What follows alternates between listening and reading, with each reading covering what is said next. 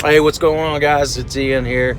Um, just wanted to talk about a couple of things again this morning. Beautiful Saturday here. I'm excited to get to the lake. Had to come into work for a couple hours, cover a couple lunch breaks, but ready to get to the lake for sure. Beautiful day. First off, I wanted to answer a couple questions I had regarding the Cleveland Browns. I think a lot of people are kind of excited about what they got going on there. Man, I'll tell you, John Dorsey, of course, is a former GM of the Kansas City Chiefs. He built a great roster there in Kansas City, and of course now he's doing the same exact thing there in Cleveland. Not surprising. He brought in OBJ and brought in Kareem Hunt. And now he's got, that paired up with Jarvis Landry and Baker Mayfield. Man, that's going to be a good team. The really stout roster. Hopefully they can all work well together and not a lot of drama and commotion and all that good stuff, hopefully. So I think they're going to be stout. They're going to have a really tough first 8 weeks looking at their schedule. They got a lot of really good competition in there with Seahawks, Niners.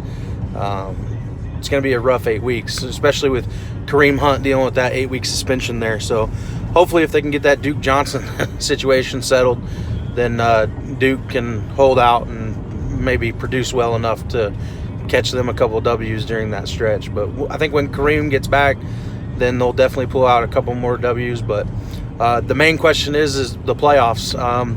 I don't think that this year's a playoff season for the Browns. Especially with Kareem missing those first 8 weeks during their toughest part of the schedule, I feel.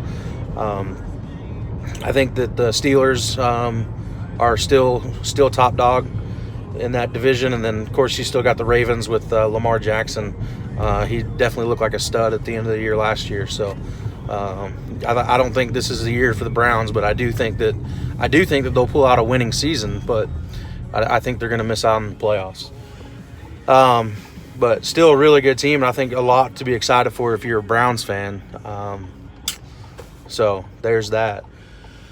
Another thing I wanted to touch base on, I'm a huge Atlanta Braves and baseball fan. I usually don't talk too much about baseball or get too involved until at least after the All-Star game or, when it winds down. Baseball's a very long season, as we all know, so, talking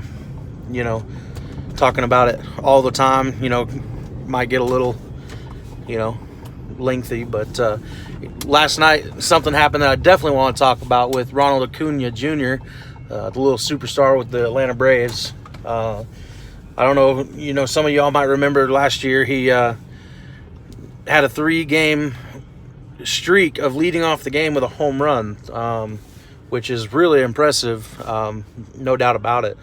And then in the 4th game, facing Jose Urena with the Marlins, took a fastball and had to leave the game. He was injured, so streak over.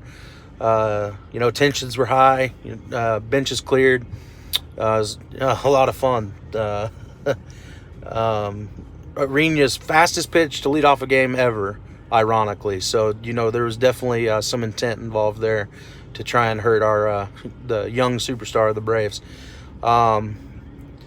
The Braves didn't retaliate because they were, in the midst of a division race, so they didn't want to lose any players to ejection or suspension or anything like that, which, it is what it is. Ironically, last night, Acuna got his chance to meet Urena again, and I was really excited about that, to see what would happen if Urena would try and hit him again, or who knows. But Acuna took him deep, and it was very exciting for any Braves fan, or, man, probably any baseball fan, period, to get that kind of payback. I was definitely very excited about it for Acuna to get that kind of payback. Definitely took a bat flip all the way down first base, and I think a lot of people enjoyed that for sure. Acuna deserved that little bit of karma there, no doubt about it. Game 4 was last night, NBA Finals. Not a very good game, not gonna lie. I wasn't too impressed. The Warriors just seemed like they didn't want to play, to be honest. Steph might have been a little worried or a little tired from the game before. Clay didn't. I mean, he played, but he didn't really didn't really show up like he normally would, I guess. It just seemed off. Man, the Raptors had a good game plan, especially after half. They were all over it last night. Kawhi being the stud that he is, that game was all Toronto last night. So now they take a 3-1 lead. They're definitely in control. It's going to be interesting to see the rest of the way it plays out. Golden State might get Kevin back for the rest of the series. It'd be interesting to see with that injury. They say it's a calf injury. When they showed him taped up the other night, to me, it looked a lot more like an Achilles injury with how low that tape was. But I guess, we'll see if he comes back game 5 or 6 or 7. Who knows? Kevin's mind might be on next year, whoever he plays for next year, getting healthy for that. It might be the Oklahoma City Thunder. Who knows? I'm a little biased on that, but, I wouldn't complain if he came back home. But who knows? There's some speculation that he's going to go to the Knicks or, whoever. But that's where his mindset might be, just worrying about next year and getting healthy. But, if he comes back and plays in the series, 3-1's a tough deficit to come back from, but it's happened before. So, we could definitely see that happen. I'd like to see as many games as possible, that's for sure, because it's a good matchup. But we'll see how it goes. That's really all I got right now.